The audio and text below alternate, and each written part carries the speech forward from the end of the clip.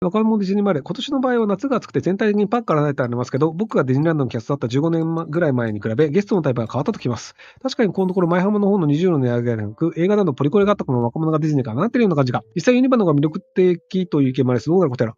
確か、ディズニーランドの20代、30代より40代の人が多く行ってるとか、なんかそんなデータが最近出てた気がするんですよね。で、結局なんでかというと、まず高い。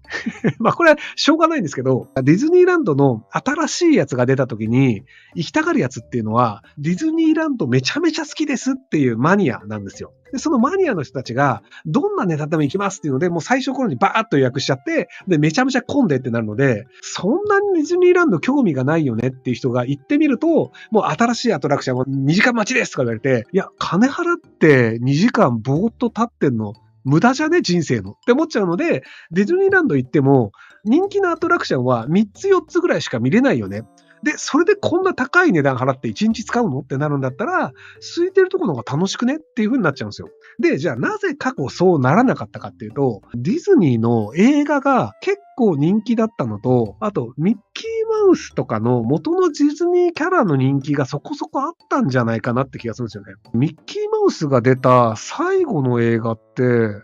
映画というか一般の人がディズニーのミッキーマウスに触れたのって、スクエニのゲームだと思うんですよね。後ろ姿だけで出てると思うんですけど、なんだっけ、キーブレードっていう鍵の形をした武器を使うスクエニが出てるディズニーが絡んでいるゲームがあるんですけど、キングダムハーツ。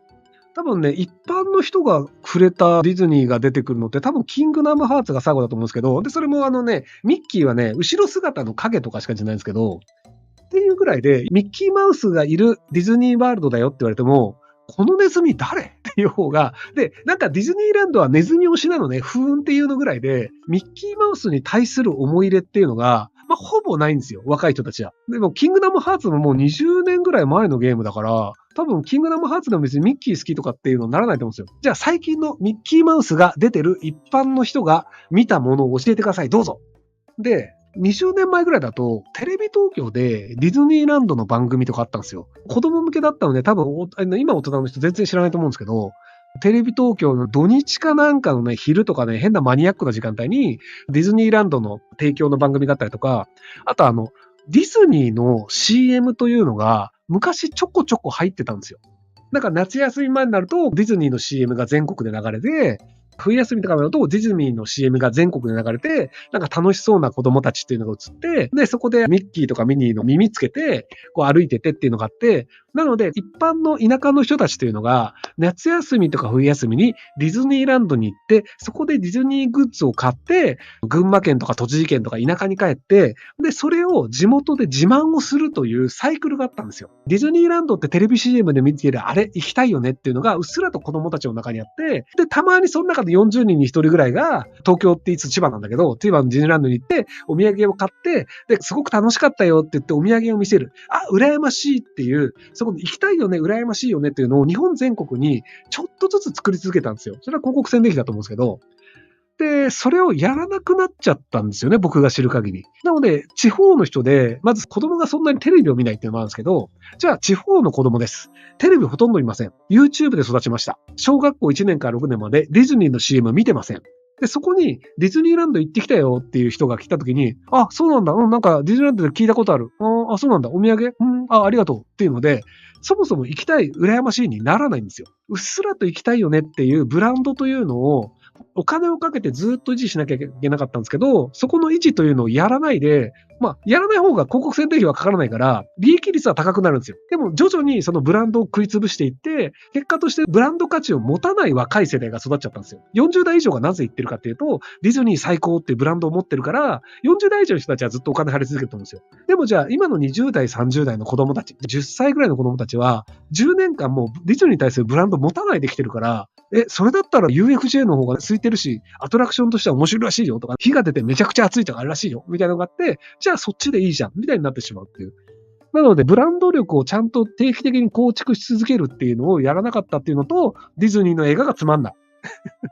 いや、だからディズニーのね、映画で大当たりが最近ないんですよ。だから最近のディズニーの映画の大当たりは、将軍。真田広之さんがやっていて、エミー賞の賞も取っていて、アメリカの中で真田広之さんの将軍すごいよねってなってるんですけど、じゃあ、千葉のディズニーランドに行ったら、真田広之と握手ってないじゃないですか。将軍見てる人たちも、ディズニーすげえ、じゃあディズニーランド行きたい、ディズニーワールド行きたいってなって、行って、そこに侍がいて、真田広之と握手できるんだったら行きたいってなるかもしれないけど、いねえから、真田広之。なので結果としてディズニーで成功したとしても、そこで作られたブランドがディズニーワールド、ディズニーランドに還元するという構造になってないんですよね。インサイドヘッドとかもね、そんなに面白くなかったんですよね。別に見れるっちゃ見れるんですよ。基本的に僕ディズニー映画があると大体見てて、割と面白いよねっていうので、別に面白くないわけじゃないんですよ。人魚姫も僕面白かったと思ってるんですよ。ポリコレに行き過ぎだよねとかでいろいろ文句は言われてましたけど、でも別に映画としては普通なんですよ。なので、それなりに面白いよねっていうのがあったんですけど、ただ、そんなに面白いよねで、なんかめちゃめちゃ大好きってなるかっていうとならないですよね。で、お姫様になりたい願望っていうのが、女の子には一定の割合であるんですよ。最近なんか女性も強くなるべきだとか平等になるべきだとかっていうのがあるんですけど、でも僕は男の子なのでわかんないですけど、やっぱり女の子ってお姫様の格好をしたい、お姫様として扱われたいという願望が心のどこかにやっぱりあるっぽいんですよ。もちろんそんな願望ないって言ってもいるんですけど、ある人はあるんですよ。で、そのお姫様になりたい願望を満たすことが可能なパークっていうのがディズニーランドしかないんですよ。ディズニーのお姫様のドレスを買って、で、そこのディズニーランドの中でうろうろ歩いてて、わー可愛いって言われても大丈夫なお姫様コスプレ OK であるという価値観っていうのが、もともとそれはディズニーでしか味わえない楽しさだよねっていうものの売りだったんですけど、今やそのお姫様というのが、アナ雪から始まって戦っちゃうんですよね。女性はかっこいいものであるべきである。男性と同じように戦って物事を勝ち取る性別であるっていうのがあって、華やかだよね、可愛いよね、おしとやかだよねっていう価値観のお客さんを引きつけるというのを自らディズニー捨ててったんですよ。で、そうすると別になんか UFJ とかの、じゃあドッカーンって爆発するとか、バックドラフトって火がボーンって出る方が楽しいよねっていう方が、じゃあそれと一緒じゃん。どっち行ってもいいよね。じゃあ安くて並ばない方がいいよねになっちゃうんですよ。コスプレお姫様楽しい願望っていうのが、最近は写真屋さんが持ってっちゃってるんですよね。なんとか写真館みたいなところが、写真館にお金を払うと、30分とか1時間とか、コスプレの衣装がもう着替え放題で、で、お姫様っぽいやつとか、江戸時代の町娘風とか、いろんなのに変えて、で、それで綺麗に写真も撮ってくれるっていうサービスがあって、で、そうするとお姫様の格好ももちろんできるし、スチュワーデスの格好もできるし、みたいなので、いろんな格好できて、しかも写真も撮れるんで、自慢するときはその写真持ってきゃいいんですよ。昔だとそのお姫様の格好をディズニーランドでして、その写真を見せて自慢するだったんですけど、地方とかにもいっぱいあるの写真館でその需要が満たされちゃうんですよね。で、さらにいろんなお姫様の格好ができて、記録として写真が残るので、スタジオアリスだっけちょっと名前忘れちゃったんだけど、そういうの結構増えてるらしいんですよ、地方に。っていうのがあったりするので、お姫様願望というところも自ら捨ててしまったっていう。なので、ブランドも作りつつ、お姫様願望を埋めなきゃいけないのに、男女平等だよねっていうので、女性のお姫様願望という変身願望を自ら捨ててしまった。で、ブランドも作らなかったっていうのが、ディズニーランドの敗因としてはあるんじゃないかなと思うんですけど、でも、本当はディズニーの人たちってすごく頭がいいので、もうちょっとちゃんと考えてやるべきだと思うんですけど、頭悪くなっちゃったんですかね。だからスーパーマンの新作の話っていうの前、これで喋ったことあると思うんですけど、3、4年前ぐらいに、スーパーマンの息子が主人公の新作が出たんですよ。で、基本的にスーパーマンとか、バットマンとか、A 級の、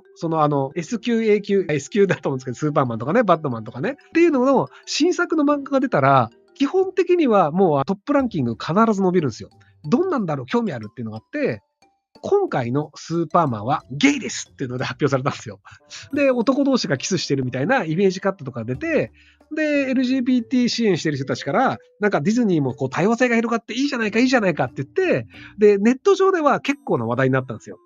で、発売されたら、LGBT の支援者たちは、その漫画買わないんですよ。スーパーマンの漫画を描く人たちっていうのは、10代で、だいたい男の子なんですよ。で、LGBT を支援している大人たちっていうのは、LGBT の多様性が広がった方がいいよねっていうものの、スーパーマンの漫画なんか興味ないんですよ。なので、確かにトップ50にも入らなかったんですよね、新作が。男の子たちというのは強いスーパーマン、戦うスーパーマンが見たくて、ゲイで男とキスしてるスーパーマンとか見たいわけじゃないんですよ。さらに、漫画を買ってあげる大人も、スーパーマンを見せるときに、男同士がキスしてる表紙の漫画を子供に与えたいと思うかって話なんですよ。そういう人たちがいるよねというのは社会にももちろん 10% くらいいます。それは社会としてはそうなんだけど、わざわざ選んで男同士がキスしてる漫画を子供に与える必要ある？例えばじゃあさ、男と女がキスしてる漫画をわざわざ与える必要ある？性的なことをしてるというのが売りになってる漫画を子供に与えたいと思いますか？親が。っていうので、そう思った人もいるから多少は売れたんだと思うんですけど、一般的にはその漫画子供に見せたくないよねってなっちゃうので、ニッチな世界にいた結果、売り上げが立たないっていう。多分ね、スーパーマンもね、今の子供知らないんじゃないかな。10年前ぐらいにスーパーマン新作出たと思うんですけど、それ以降多分映画の新作出てないし、漫画も結局確かスーパーマンの息子打ち切りになってるので、なので10年前ぐらいに生まれて、今10歳ですっていう子供って多分もうスーパーマン知らないと思うんですよね。っていう感じで、せっかくこう魅力的で何十年も愛されてきたキャラクターが、スーパーマンも1950年とかに多分出てたと思うんだけど、でそこから2010年ぐらいまでずっと S 級で愛されてたスーパーマンというキャラクターを、ここ10年でディズニーは、ある種殺したっていう。ご視聴ありがとうございます。今回の動画はこちらからの切り抜きになります。